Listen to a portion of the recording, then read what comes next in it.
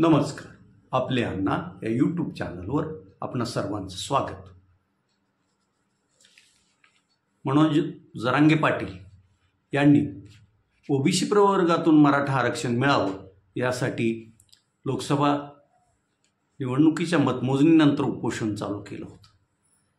सरकारनं आपलं शिष्टमंडळ पाठवून त्यांना उपोषण स्थगित करायला हवं आणि त्यांच्या मागण्यावर सरकार सहानुभूतीपूर्वक विचार करेल असंही आश्वासन दिलं. त्यांनी सगळ्या सोयऱ्यांबाबत 13 जुलैपर्यंत सरकारनं निर्णय घ्यावा असा अल्टिमेटम पण दिलेला आहे. आता मनोज जरांगे गेली 2-3 दिवस आजारी असून ते दिनांक 6 जुलैपासून मराठवाडा दौऱ्यावर निघणार आहेत आणि प्रत्येक जिल्ह्यात जाऊन मराठा तरुण आणि मराठा आंदोलनाबाबतच्या आंदोलनात सहभागी होत असलेल्या मराठा समाजाशी संवाद साधणार आहे. त्यांची ही शांतता रॅली 6 जुलैला हिंगोलीतून सुरू होईल. त्यानंतर 7 जुलैला ते परभणीत असतील, 8 जुलैला ते नांदेडला असतील, 9 जुलैला त्यांचं ही शांतता रॅली लातूरमध्ये असेल, तर 10 जुलैला ती शांतता रॅली धाराशिव जिल्ह्यात असणार आहे. 11 जुलैला बीड, 12 जुलैला जालना आणि 13 जुलैला छत्रपती संभाजीनगर येथे त्यांची शांतता रॅली निघेल. धाराशिव येथे 10 जुलैला होणाऱ्या या शांतता रॅलीसाठी काल सकल मराठा समाजाने एक रॅली संदर्भातली नियोजनाची बैठक लक्ष्मीनारायण मंगल कार्यालय समर्थनगर येथे घेतली. या बैठकीत त्या रॅलीचं पूर्ण नियोजन ठरवण्यात आलं आणि गावोगावी या रॅलीसंबंधी माहिती देण्यासाठी सर्वांनी सहकार्य करावं आणि आपणच स्वतः त्या रॅलीचे हे आहोत असं समजून जनजागरण करावं असंही यात ठरवण्यात आलं. या रॅलीचा प्रारंभ आयुर्वेदिक कॉलेज समोरील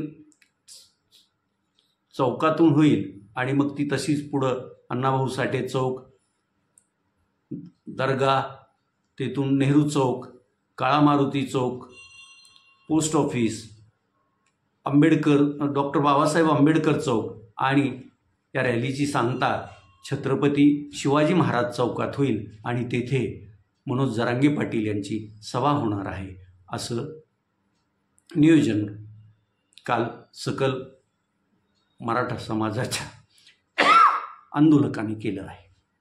या रॅलीला जिल्ह्यातून प्रत्येक गावातून एक ना एक मराठा बांधव आणि भगिनी उपस्थित राहाव्या यासाठीचंही पूर्ण नियोजन या बैठकीत करण्यात आलं. असो, काल उमरगा तालुका आणि परिसरात ढगफुटीसारखा पाऊस झाला. धोधो पडलेल्या या पावसामुळं खरीपाची पेरणी केलेली पिकं वाहून गेली. अनेक ओढे नाले तुडुंब भरून वाहिले. यामुळं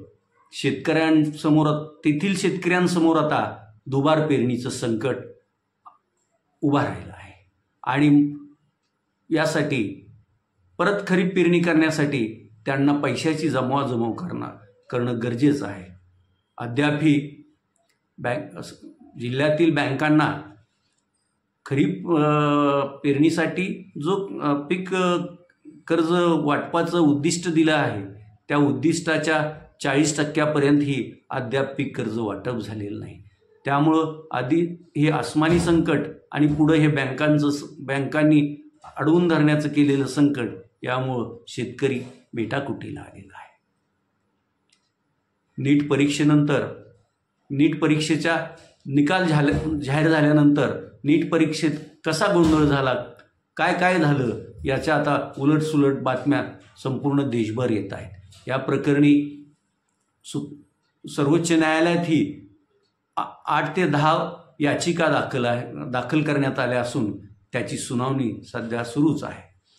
इकडे याबाबत सरकारनं गुन्ह्याचा तपास CBIकडे सोपवण्याचा निर्णय घेतला असून बिहार आणि दिल्लीमध्ये जी काही लोकांना अटक झाली होती त्यांच्या तपासातून या नीट परीक्षेच्या घोटाळ्यातील धागेदोरे पार मराठवाड्यात तेही लातूर आणि धाराशिव जिल्ह्यापर्यंत पोचल्याचं आता स्पष्ट झालं आहे. परवा नांदेड ATSचे प्रमुख शेख यांनी लातूरमध्ये 2 जिल्हा परिषद प्राथमिक शिक्षकांना ताब्यात घेतलं, त्यांची चौकशी केली, त्यांचे फोन रेकॉर्ड्स, त्यांची बँक खाती आदी पडताळणी केल्यानंतर शिक्षक शेख आणि जाधव जे की सोलापूर जिल्ह्यात प्राथमिक शिक्षक म्हणून काम करतात आणि शेख हे लातूर तालुक्यातील कातपूर या शाळेवर शिक्षक आहेत. या दोघांच्या ह्याच्यातून एक जो धाराशिव जिल्ह्यापर्यंत धागा पोचला, त्यात उमरगा येथील ITIमध्ये कार्यरत असलेले कोनगलवार यांचंही नाव निष्पन्न झालं.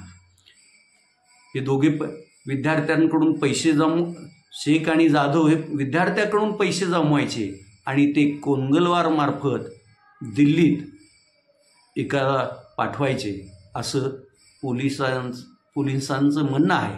आणि त्यामुळंच लातूर येथील शिवाजीनगर पोलीस ठाण्यात जाधव, शेख, कोनगलवार आणि दिल्लीतील एक अशा 4 जणांच्या विरोधात गुन्हा दाखल झाला आहे. शेख आणि जाधव यांना पोलिसांनी पहिल्या दिवशी ताब्यात घेतलं, त्यांची चौकशी केली आणि त्यांना सोडून दिलं होतं. मात्र आता त्या दोघांनाही ताब्यात घेण्यात आलं असून कोनगलवार यांचा अद्यापही पोलिसांना तपास लागलेला नाही. त्यामुळं सबके बाद नाही तर आता आम्हीही अगदी दिल्लीपर्यंत आमचे धागेदोरे आहेत हे दाखवून देण्यात धाराशिव जिल्हा पण पुढे येत असल्याचं या घटनेवरून तर दिसून येत आहे. ही तसं फार भूषणावह अशी बाब नाही आहे, मात्र ते घडलं आहे. पालकही ह्याला का भुलतात याचं कारण असं की समजा मुलाला नीटमध्ये शासकीय महाविद्यालयात प्रवेश मिळेल एवढे गुण मिळाले नाहीत तर खाजगी वैद्यकीय महाविद्यालयात जो वर्षाला होणारा खर्च आहे त्या खर्चाच्या अगदी 20-25% खर्च करून जर त्याला गुण चांगले मिळाले आणि त्याचा आपल्या पाल्याचा क्रमांक शासकीय वैद्यकीय महाविद्यालयात लागला तर आपलं फायदा होईल. यानं पालकही अशा आमिषाला बळी पडतात आणि मग हे असं घडत असतं. आज तुर्तास एवढंच. धन्यवाद.